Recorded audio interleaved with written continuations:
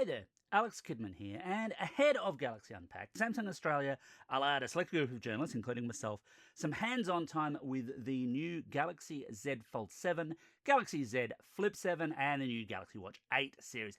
But before I start in with my impressions on those, a couple of quick caveats to bear in mind. Firstly, this ain't a full-on review for reasons that will become obvious. These are hands-on sessions. They're largely photo and video gathering sessions, to be honest, but I did have a little bit of time to play around with them. Also, at the time of recording this, for personal reasons, I've got to pre-record this quite early, Samsung hasn't sent me full specifications for the new devices or complete Australian pricing details for them either. So there are the limitations there. Also, Samsung Australia was only ever going to show me the products it's launching in Australia. So if Galaxy Unpacked, which should have concluded by the time you can see this, included teasers or reveals of trifold screens, Galaxy rings that shot shurikens out, or fully transforming Samsung EVs, then I know nothing about them, although all three of those would be fascinating for different reasons. Let's get on with my early thoughts, starting with my favourite, the Galaxy Z Fold 7. And I'm a Fold fan mostly because I prefer the idea of a foldable phone that becomes a much bigger device. I don't mind having a regular sized phone in my pocket, and most of the choices they've made here for the Z Fold 7 make a lot of sense. I do love the blue shadow colour particularly. The other colours are perhaps a little bit more muted, but they're fine.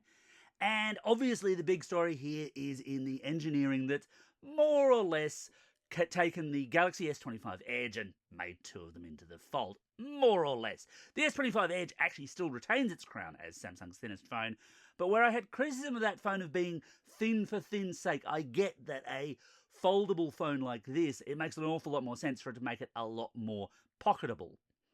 I do appreciate the camera upgrades. Again, could really only lightly test these, but obviously, the 200 meg sensor is the big star of the show here. It's the same thing that's in the S25 Ultra and S25 Edge, and it should give it a reasonable step up. Also interesting, of course, to see Samsung abandon the in-display camera sensor that was found on the internal display of previous Fold models.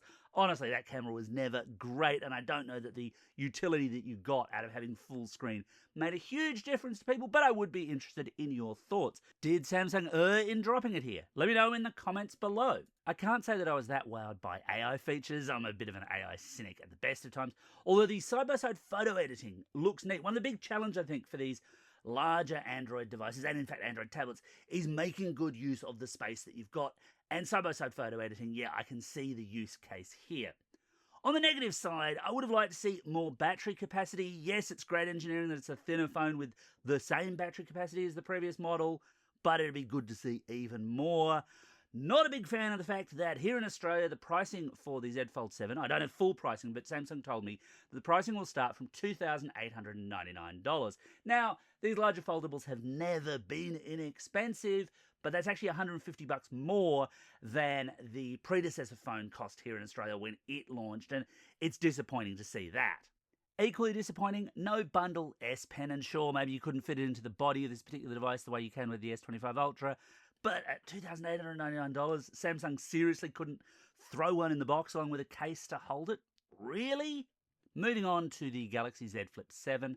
Again, the star of the show here is that it is thinner and lighter, should be more pocketable. I couldn't actually put one into my pockets at this event because I think I would have been tackled by a security guard. But yeah, there's some very prime engineering going on here, along with things like larger screens, larger displays. There's full support for apps on that external display, although to my understanding you have to engage that within the Samsung Labs feature in settings, but that's a pretty easy thing to do. Typically, we're also not having to wait on the fan edition because we'll also get the Z Flip 7 FE at a slightly lower price point, and it's more or less, from what Samsung's told me, the spec set of the Flip 6, which is an interesting play on their part because usually the fan editions are the ones that come out some months after the premium editions do. There are some downsides for the Flip this year though. Whereas last year's Flip and Fold had the same processor under the hood, this year the Z Flip 7 is selling with an Exynos 2500 under the hood, where the Fold gets the full-fat Qualcomm. And look, I haven't tested the Exynos 2500 yet, couldn't really play around with it too much, but my typical observation here is where Samsung's made this kind of trade-off before in a given phone, the Exynos variant generally tends to have slightly less performance. Sometimes you get slightly better battery life as a result. We'll kind of have to wait and see, but it's disappointing that Flip owners won't get the same power that Fold owners do. Then we come to pricing. Now, for the Z Flip 7 itself, I actually don't have any complaints. It's going to cost $1,799 when it goes on sale here in Australia, and that's fine because that's exactly what the 6 did as well.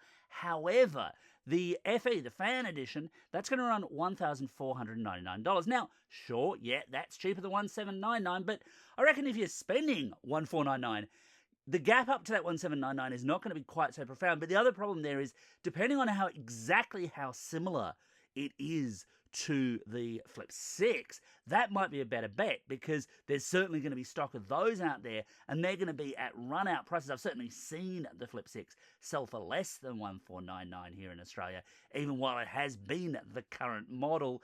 And that might make the FE version, well, basically not much of a bargain.